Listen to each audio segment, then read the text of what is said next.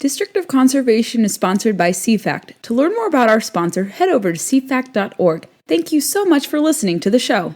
Welcome to District of Conservation. I am your host, Gabriella Hoffman. This podcast offers a sober examination into all things hunting, fishing, shooting sports, energy, environment, and the public policy surrounding it. And this podcast also specializes in original interviews that you won't hear elsewhere. Here's what I have for you today. Welcome to Season 5 of District of Conservation. I'm so glad you joined in listening today. If you don't know me, my name is Gabriella Hoffman, and I'm the host of this podcast. I launched this podcast 4 years ago, recognizing a deficit in conservation policy and also a woman's perspective on the sport, and also wanting to bring new voices onto a podcasting format or a venue like this, and identifying newsmakers as they're starting to make their rise throughout the industry. I think I have a good eye for pointing out people who have great potential. I can't claim credit for their success, but I like identifying people who I think have a potential to be newsmakers and leave a positive impact.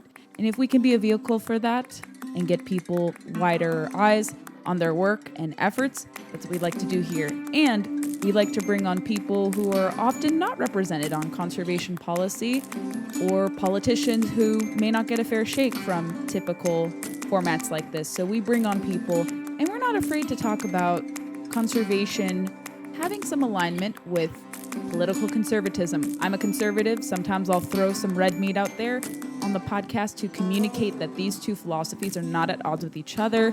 But this is not a political podcast in the traditional sense. Some people, like the Huffington Post, have tried to say that this is just a conservative podcast. We are well beyond that. This is not just, one partisan podcast over the other.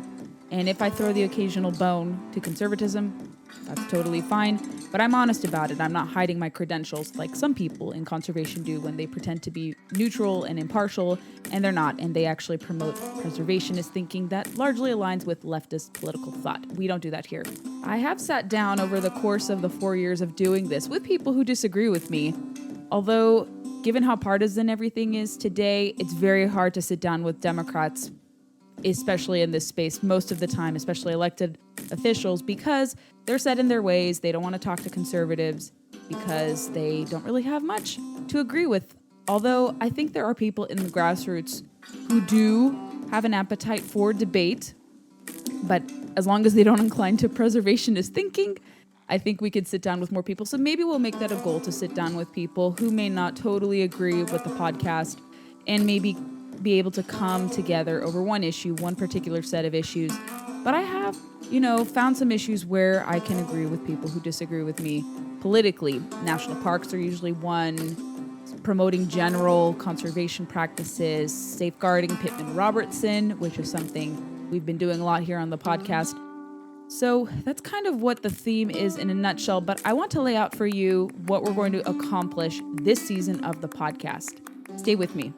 Who are some guests I'm going to be featuring on the show this season? In the short term, I can kind of give you guys a glimpse into some of our upcoming roster, because I can't really predict who's going to be on the show within a year, even 6 months, even 3 months is too early to tell, too premature to list off. But I can say confidently over the next few months, especially through November, I have a tentative idea as to who we'll be welcoming. I've been in conversations with a lot of people, some newsmakers from the Trump administration. I'm in talks with different members of the Youngkin administration who work in forestry, agriculture, and natural resources. So there are some people I think you guys will be interested by, but I could list off a few names of people I'm in talks with who have expressed interest in coming onto District of Conservation. I think in the more immediate future, we're going to have Sue Tidwell, who is a fellow Professional Outdoor Media Association member. She has won several awards for her award-winning book, Cries of the Savannah. I am still in the process of finishing her book, but I've really enjoyed reading it so far. But she'll be one of the guests we will have first on this new season of District of Conservation.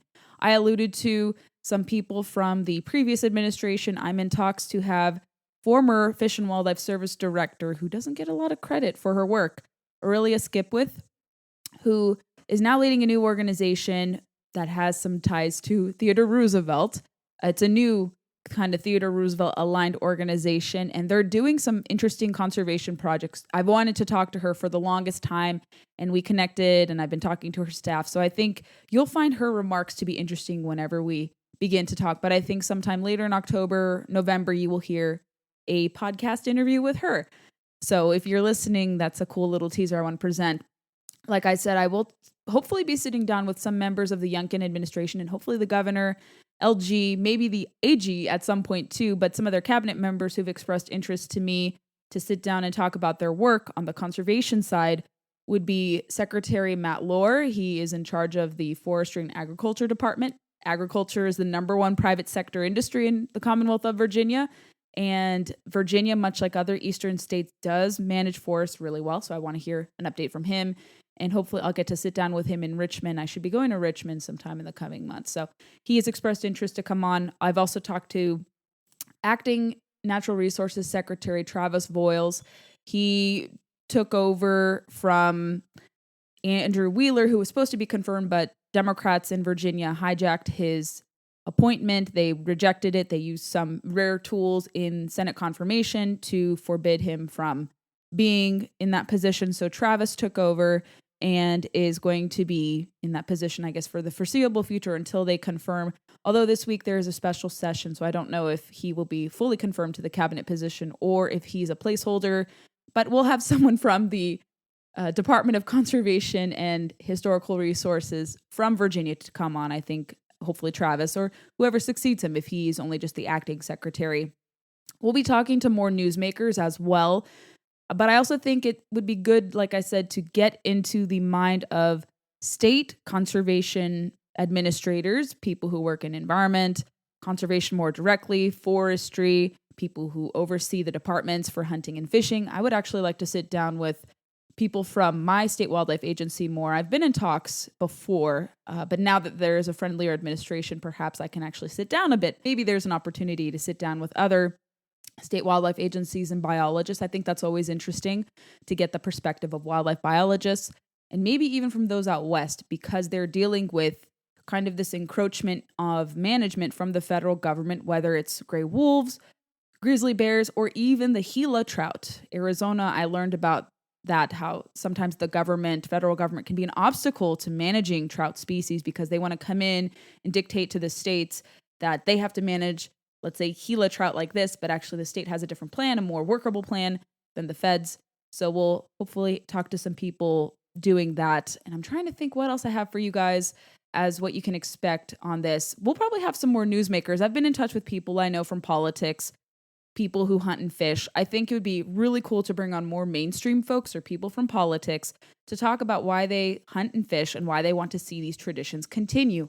Also shooting sports as well. We're going to not shy away from the debate over gun restrictions and infringements on the Second Amendment. I think to be a true conservationist, you do have to recognize the importance of the Second Amendment. That's what we fully advocate for here because of the connection between excise taxes collected on guns and ammunition and licenses and other equipment, sporting equipment, and how that overwhelmingly funds conservation under the model through which Pittman-Robertson Act funds were administered and dispersed since 1937.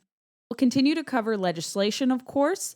This week, tomorrow in particular, I will have a podcast dedicated to this bizarre rule from the U.S. Department of Agriculture about them forbidding the import of harvested game, particularly goose and ducks, from Canada to the United States.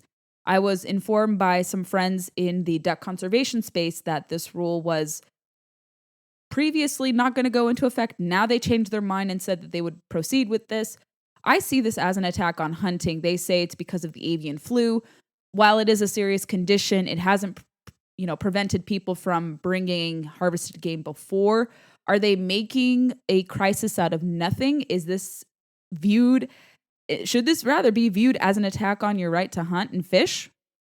Is this something Canada is doing and then the Biden's USDA is matching up with policy? We'll assess all of those tenets tomorrow on the show. But given the trends of where we're seeing this administration going, working behind closed doors to settle with preservationist groups like Center for Biological Diversity, I see things in a more sinister light. Unfortunately, I think this is going to be an infringement on hunting. It's not rooted in science from my initial examination into it, but we're going to talk about stuff like this because there are lots of rules that are made, especially under the Biden administration, that make no sense for conservation. They're rooted in preservationist thinking with respect to environmentalism, and they only take the opinions of few stakeholders, and they don't listen to the vast majority of stakeholders who say, preserve hunting, preserve fishing, don't restrict our ability to go on public lands, don't restrict our ability to hunt and fish. So we will continue to champion that idea throughout this season and succeeding seasons. Thanks for listening to District of Conservation. I hope you enjoyed today's episode. If you haven't already, make sure you find us on your preferred podcast player. We largely circulate on Apple, Spotify, and countless others, but those are our two big podcast platforms we want to push. Make sure you're subscribed there, especially on Apple. If you like the podcast a lot, go leave us some reviews. We'd be more than grateful to get some 5-star reviews from you guys. Moreover, we're on Facebook, Instagram, and Twitter, and a little bit on YouTube. We don't populate there, but connect with us on social media. Find me personally on social media with blue check marks. Super easy to find, and I would love to hear your feedback and know who you'd like to see on the podcast. Thanks for listening to District of Conservation. Stay tuned for the next episode.